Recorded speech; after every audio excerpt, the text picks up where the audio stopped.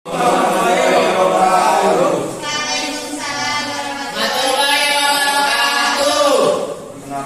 saya dari kelas 11 IPA 4. Perkenalkan, nama saya Jafar Koya Sadullah. Perkenalkan, nama saya Adrian Yusuf. Perkenalkan, nama saya Sahrul Gunawan. Di sini kami akan mempresentasikan hasil analisis yang telah kami kerjakan. Mungkin yang pertama akan dibacakan oleh Andrea tentang pengertian apa itu makalah.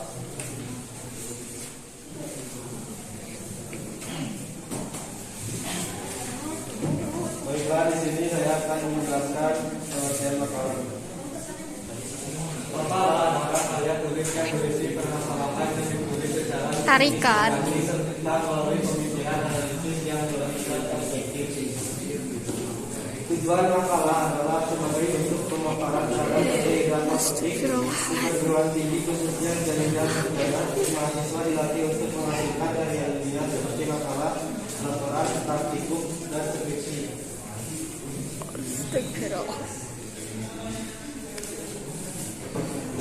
Jenis-jenis makalah. Yang pertama ada makalah ilmiah. Makalah ilmiah merupakan sebuah makalah yang membahas suatu permasalahan dari hasil studi ilmiah. Isi dari makalah jenis ini tidak boleh semata-mata berdasarkan pendapat atau opini yang bersifat subjektif. Nomor 2 ada makalah kerja. Makalah jenis ini diperoleh dari hasil sebuah penelitian berbeda dengan makalah ilmiah.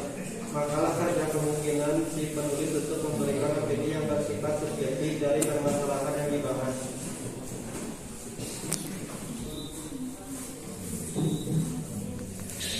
Kemudian nomor 3, makalah kajian. Makalah kajian merupakan sebuah makalah yang isinya merupakan cara pemecahan suatu masalah yang sifatnya kontroversial. 4, makalah posisi. Makalah posisi adalah makalah yang penyusunannya dilakukan atas permintaan suatu pihak, di mana fungsi dari makalah jenis ini adalah sebagai alternatif pemecahan suatu permasalahan yang ada. 5, makalah analisis. Sesuai namanya, makalah jenis ini berisi berbagai analisis suatu permasalahan yang sifatnya objektif dan empiris. 6, makalah tanggapan. Makalah jenis ini merupakan yang paling sering didapatkan oleh mahasiswa sebagai tugas dari guru atau dosen. Isi dari makalah ini merupakan tanggapan atau reaksi penulis terhadap suatu permasalahan yang sudah terjadi.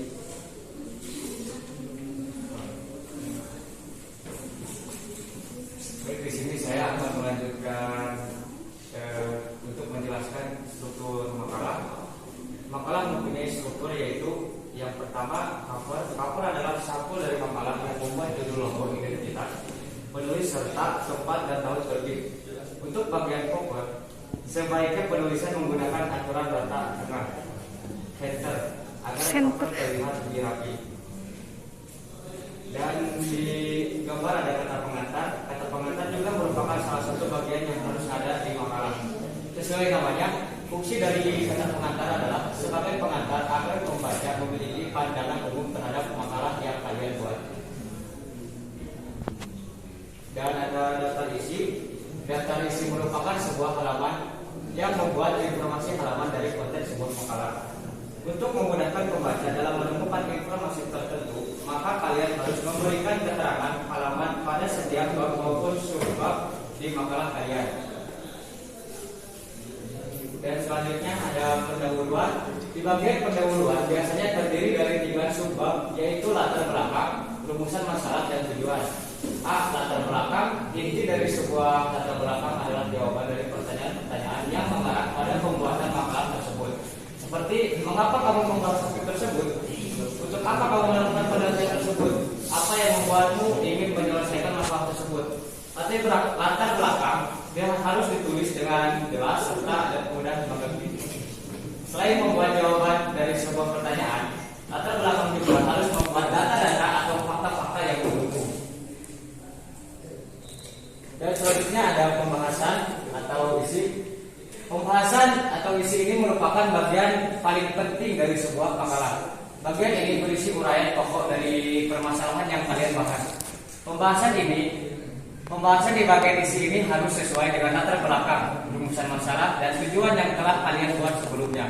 Isi biasanya mencakup tentang landasan teori, uraian materi, serta solusi atau penyelesaian dari sebuah permasalahan. Dan selanjutnya ada penutup. Bagian penutup biasanya terdiri dari subbab, kesimpulan, dan saran. Kesimpulan berisi tentang summary atau ringkasan tentang hasil pembahasan makalah kamu. Untuk menulis bagian ini, kamu bisa menganalisis poin penting pada bagian-bagian sebelumnya untuk menghasilkan sebuah kesimpulan dan permasalahan yang kamu bahas. Yang kedua, saran. Saran merupakan bagian yang ditujukan kepada pembaca.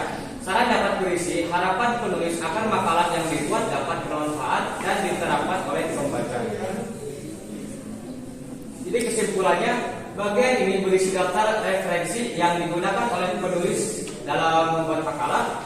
Daftar referensi yang digunakan bisa berupa jurnal, buku, atau informasi valid dari internet. Sekian, terima kasih. Iya.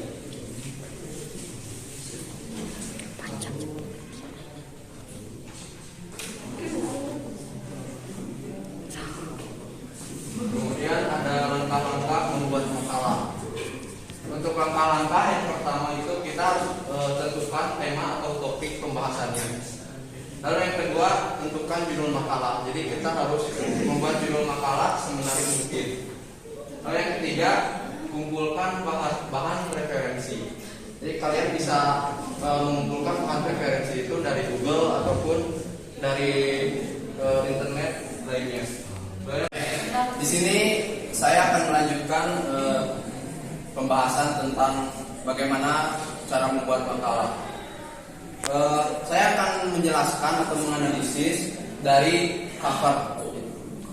Cover adalah sampul dari makalah yang membuat judul, logo, identitas penulis, serta tempat dan tahun terbit. Nah, di sini di makalah yang sudah saya buat, di sini sudah ada judul, logo, dan nama-nama atau tempat di mana kita menulis makalah ini.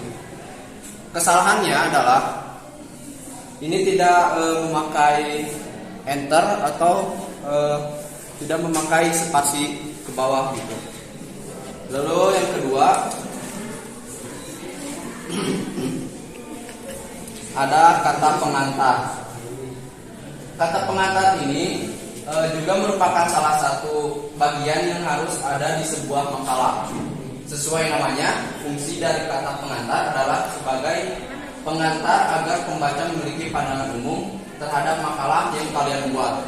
Nah, di sini sebetulnya sudah benar kata-katanya, tetapi yang membuat makalah ini atau kata pengantar ini jadi salah adalah kata pengantarnya tidak berada di tengah-tengah atau tidak pas gitu dalam teksnya. Lalu selanjutnya ada daftar isi. Pada daftar isi, sebuah daftar isi ini adalah sebuah halaman yang membuat informasi halaman dari konten sebuah makalah. Nah, untuk memudahkan pembaca dalam menemukan informasi tertentu, maka kalian ini harus memberikan keterangan halaman pada setiap bab maupun subbab di makalah kalian. Di sini sudah tepat ada halaman dan juga ada subbabnya. Tetapi di sini tidak di sini ada halaman, tetapi di sininya tidak memakai halaman. Jadi mungkin itu yang membuat daftar isi ini salah. Lalu yang selanjutnya ada bab 1 atau pendahuluan. Nah, di bagian pendahuluan ini biasanya terdiri dari 3 subbab, yaitu latar belakang, rumusan masalah, dan juga dengan tujuan. Di makalah ini Yang membuat pendahuluan ini salah adalah di sininya tidak rapi, tidak pas, dan juga tidak memiliki halaman. Sebetulnya di sini pada latar belakang dan tujuan kegiatan itu sudah benar. Lalu selanjutnya analisis akan dilanjutkan oleh rekan saya yang bernama Zakwan. Baik, saya akan melanjutkan presentasi atau analisis dari rekan saya. Yang pertama yaitu bab 2 atau pembahasan. Di sini yaitu pembahasannya mungkin salah karena yang pertama yaitu untuk pada bab 1 itu yang mengacu pada analisis masalah atau rumusan masalah. Di sini tidak mengacu pada rumusan masalah. Lalu yang format untuk membuat ini tidak menggunakan jeli atau rata kanan kiri. Masih ada yang menyimpang. Baik, untuk bab 3 yaitu di sini terdapat penutup, yaitu penutup terbagi jadi 3 bagian. Bab 3. Nah, di sini salahnya yaitu pada bab penutup yaitu daftar lampiran sama daftar pustaka digabungkan. Sama masih menggunakan format yang belum jeli. Ada tambahan yaitu daftar pustaka. Di sini seharusnya pada daftar pustaka yaitu ada susunan nama penulis sama tempat dan waktu dibuatnya. Mungkin sekian presentasi dari kami. Mungkin di sini ada yang ingin bertanya terlebih dahulu. Tidak.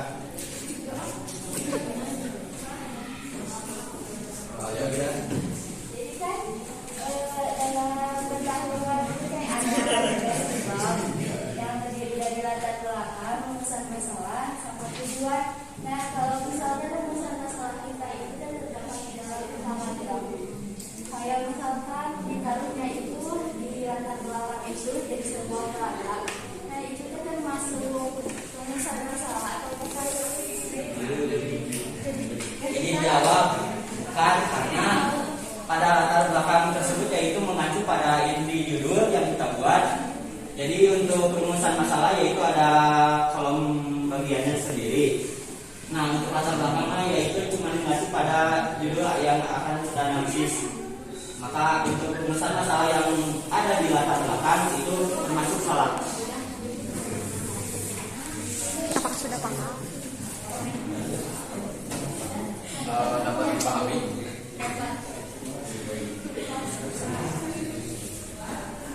Baik, terima kasih kepada yang sudah bertanya. Mungkin penjelasan tentang pembuatan makalah dari kami dicukupkan sekian. Mohon maaf apabila ada kesalahan kata atau kesalahan pada materi yang telah kami bahas. Wassalamualaikum warahmatullahi wabarakatuh.